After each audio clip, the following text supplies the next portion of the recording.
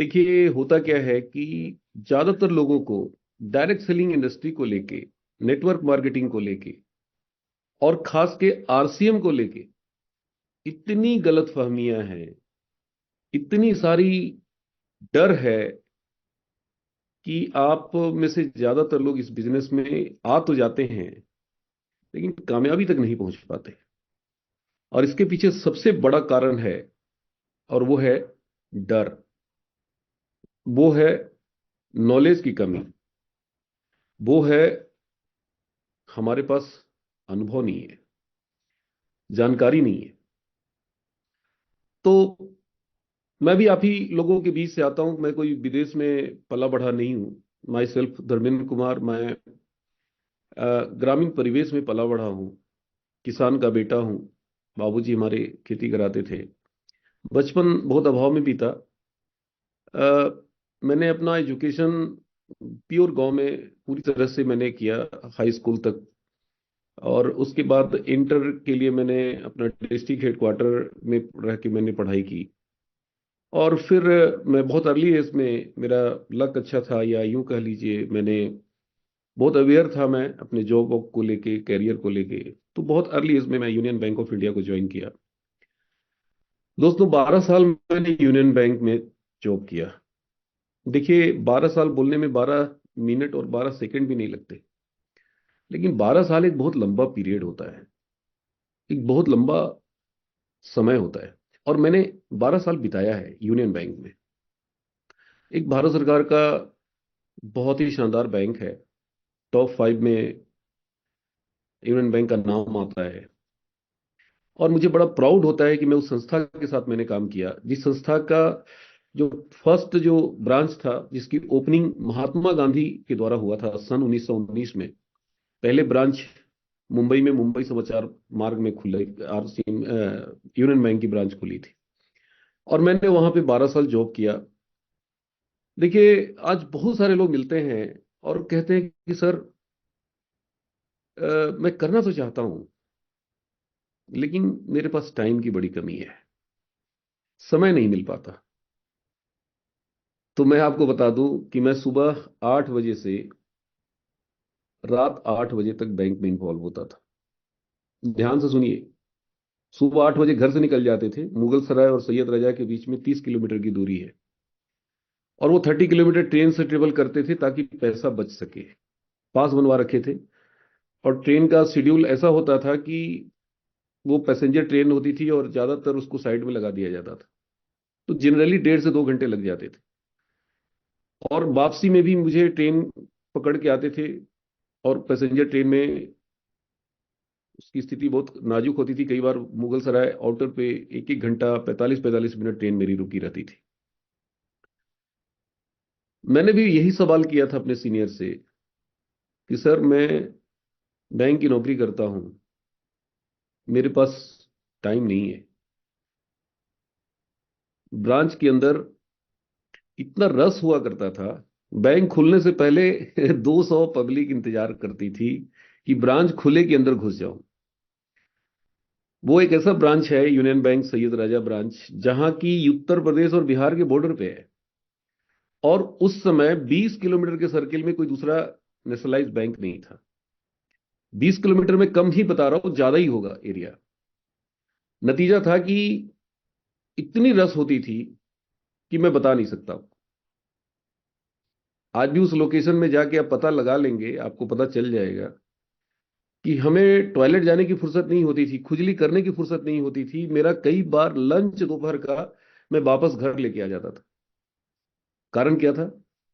कारण था वर्कलोड बहुत ज्यादा। आज से 18 साल पहले की बात मैं कर रहा हूं। उस समय मैनुअल बैंकिंग थी। उस समय गूगल पे, फोन पे, पेटीएम, एटीएम कुछ नहीं हुआ करता था। नोट काउंटिंग मशीन तक नहीं हुआ करता था।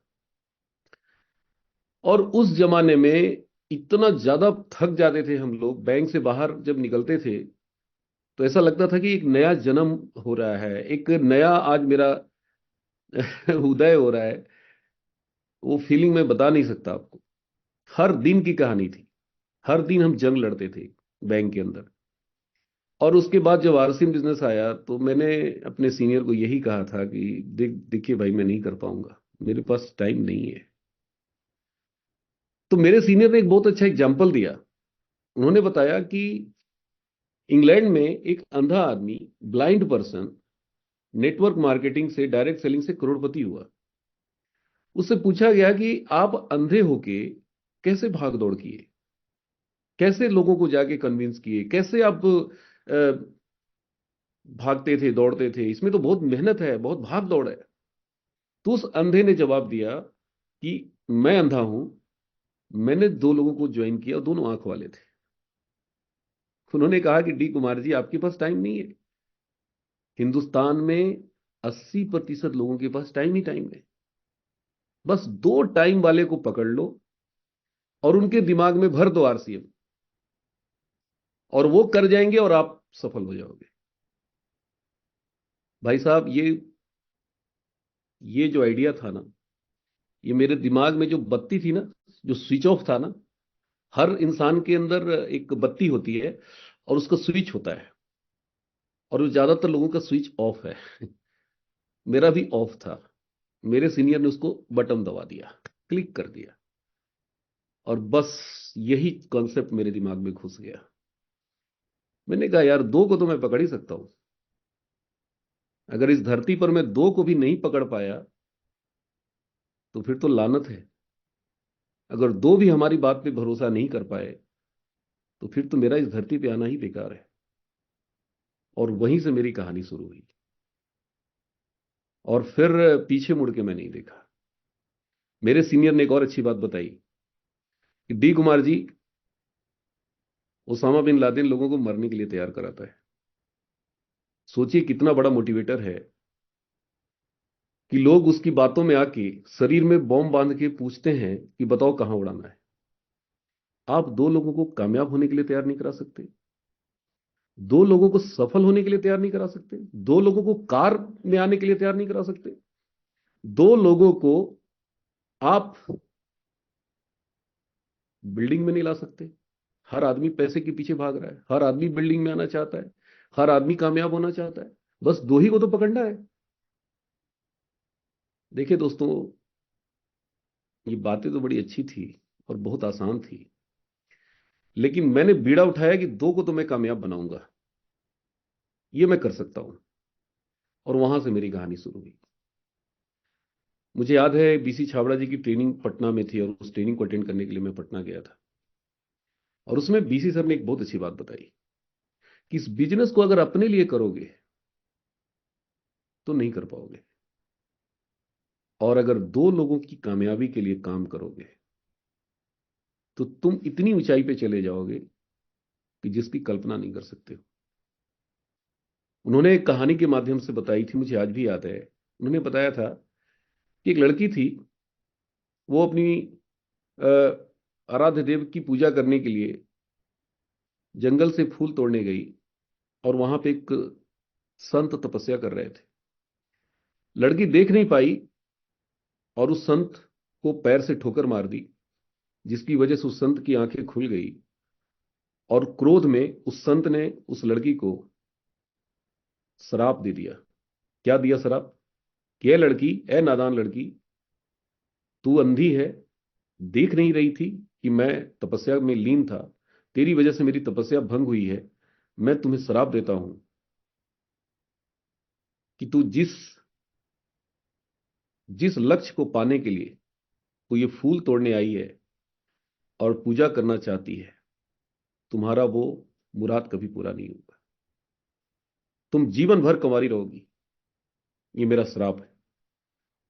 वो लड़की बहुत उदास होकर रोने लगी, बाबा से बहुत माफी मांगी, लेकिन बाबा क्रोधित थे।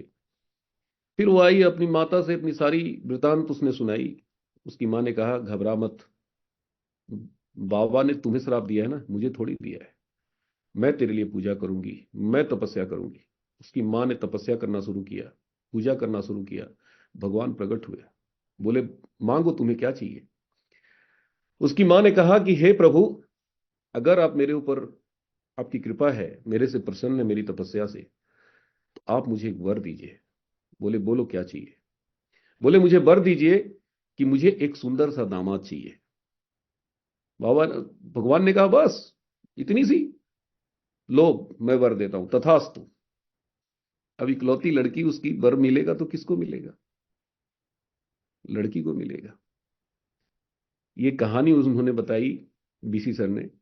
उन्होंने कहा कि जिस दिन आप अपने डाउनलाइन के लिए अपने आप को बलि चढ़ा दोगे, अपनी सारी इच्छाओं की बलि चढ़ा दोगे, अपने आराम की बलि चढ़ा दोगे, अपने स्वार्थ की बलि चढ़ा दोगे, अगर एक व्यक्ति को कामयाब बना दोगे, एक व्यक्ति को, तो फिर तुम कितनी ऊंचाई पे जाओगे इसका अंदाजा नहीं कर सकते।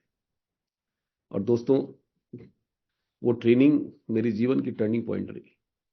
मैं वहां से आया और मैंने संकल्प ले लिया कि अब प्रलय भी आ जाएगा तो भी मैं एक व्यक्ति की कामयाबी के लिए काम करूंगा, और एक नहीं दो के लिए काम करूंगा। और वो मैंने शुरुआत की। मैं भूल गया कि मेरा क्या होगा। आज इंसान इतना कमजोर क्यों हो गया है? इतना डरपोक क्यों हो गया है? इतनी घबराहट क्यों होती है आरसीएम करने में? कारण क्या है? सबसे बड़ा कारण है कि इंसान अपने बारे में सोचता है। बीसी सर ने कहा था उस ट्रेनिंग में कि आज इंसान अगर 24 घंटे में 15 घंटा जागता है, अगर वो 18 घंटा जागता है तो सोचता है।